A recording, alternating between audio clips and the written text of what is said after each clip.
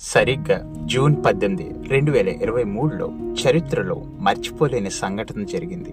సుమారుగా $250,000 అంటే ఇండియన్ కరెన్సీలో చెప్పాలంటే 2 కోట్ల పైనే ఆ ప్రయాణానికి, అంటే ఒక్క మనిషికి టికెట్ రేటు 2 కోట్లు పెట్టి ఆ ప్రయాణం చేసి మరణించడం జరిగింది. Stockton Rush, Hamish Harding, Paul Henry, Shahzada Dawood, అతని కుమారుడు సులేమాన్. సరిగ్గా 3,800 మీటర్ల లోతులో అందరికీ తెలిసిన ఘటన OceanGate Titan submersible implosion. This is Robin యష్నో. Welcome to know the truth. 2009లో ఒక ఏరోస్పేస్ ఇంజనీర్ ఒక బలమైన కలగన్నాడు. ఆ డ్రీమ్తో ఒక కంపెనీ స్థాపించాడు. ఆ కంపెనీ పేరే ఓషన్ గేట్.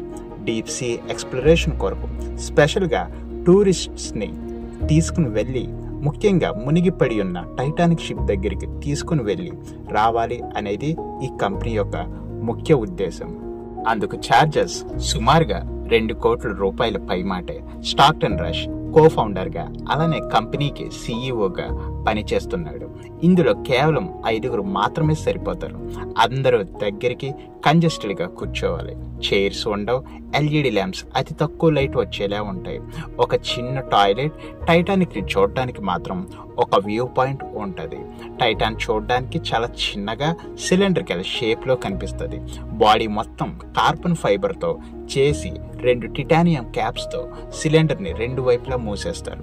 పోలార్ ప్రిన్స్ అనే వెషల్ నుంచి ఓషన్ గేట్ టైటానిక్ని చూడటానికి సముద్రంలోనికి 5 ప్యాసింజర్స్తో సీఈఓ అయిన స్టాక్టన్ రష్ తన డ్రీమ్ని నెరవేర్చుకోవడానికి సముద్ర గర్భంలోనికి వెళ్ళారు.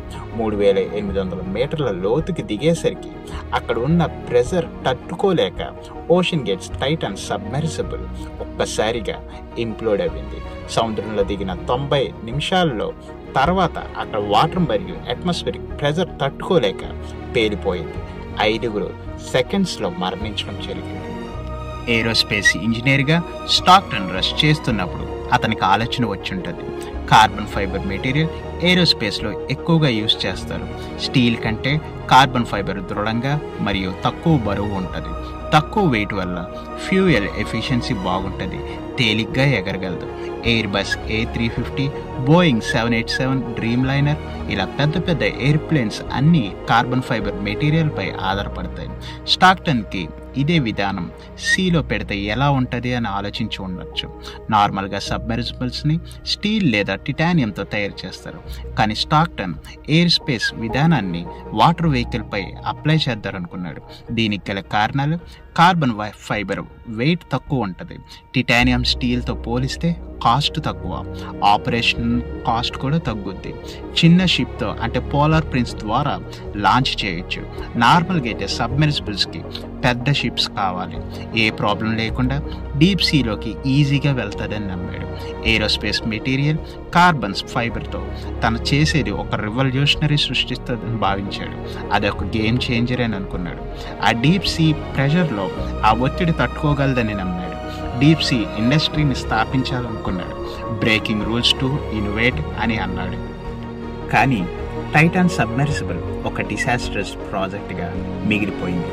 ఎయిర్ప్లేన్ గాలిలో ఎగరగలుగుతుందంటే ఆ అట్మాస్ఫిరిక్ ప్రెజర్, టెంపరేచర్ అవన్నీ ప్రెడిక్టబుల్ కండిషన్స్. ఎన్నో ఇయర్స్ నుంచి ఎన్నో ప్రోటోకాల్స్ ఫాలో చేస్తూ స్టడీ చేస్తున్నారు. కానీ డీప్ సీలో ఎక్స్ట్రీమ్ సైక్లిక్ ప్రెజర్స్ గురించి ఎంతవరకు అవగాహన ఉంది అనేది ఆలోచించే విషయం. ఒక బోయింగ్ ప్లేన్ టెస్ట్కి దాని వింగ్స్ని 100,000 ఫ్లైట్ సైకిల్స్ చేయిస్తారు. అప్పుడు సర్టిఫికేషన్ అనేది వస్తుంది. మరి ఓషన్ గేట్ ఇలాంటి టెస్టులు ఎక్కువగా చేయలేదు. ఇండిపెండెంట్ సర్టిఫికేషన్ స్కిప్ చేసింది. లిమిటెడ్ టెస్టులు చేసి వదిలేశారు. 2022లో టెస్టింగ్ ప్రెజర్కి గురైన రీటెస్ట్ చేయడానికి ఇంట్రెస్ట్ చూపించలేదు. ఎక్స్పర్ట్స్ మాటలు పట్టించుకోలేదు. చివరికి జేమ్స్ కెమెరాన్ చెప్పిన విషయాలు కార్బన్ ఫైబర్ సేఫ్ కాదు అని చెప్పిన ఓషన్ గేట్ వినలేదు.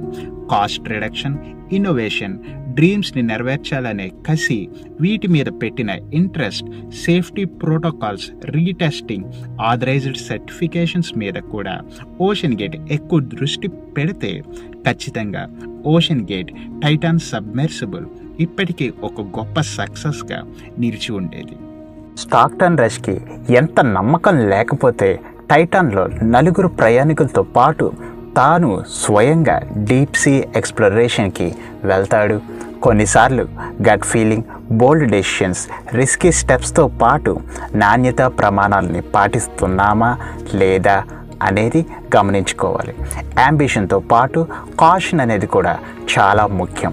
మన జీవితాల్లో తెలుసుకోవాల్సింది యాంబిషన్ ఉండొచ్చు కానీ నెగ్లిజెన్స్ అనేది ఉండకూడదు.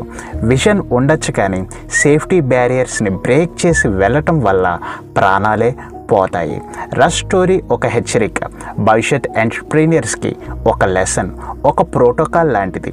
ఎలాన్ మస్క్ స్పేస్ ఎక్స్ లాగా ట్రై చేసి ఉండుంటే ఖచ్చితంగా రష్ చరిత్ర సృష్టించినేమో.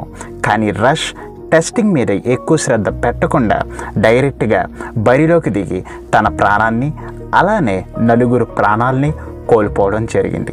ఓషన్ గేట్ గురించి, రష్ స్టోరీ పట్ల మీరేమనుకుంటున్నారు అనేది కామెంట్ సెక్షన్లో పెట్టండి. దిస్ ఇస్ రాబిన్ అష్నో. ఈ వీడియో మీకు నచ్చినట్లయితే లైక్ చేయండి, మరింత మందికి రీచ్ అయ్యేలా షేర్ చేయండి, సబ్స్క్రైబ్ చేసి సపోర్ట్ చేయండి. Thank you all.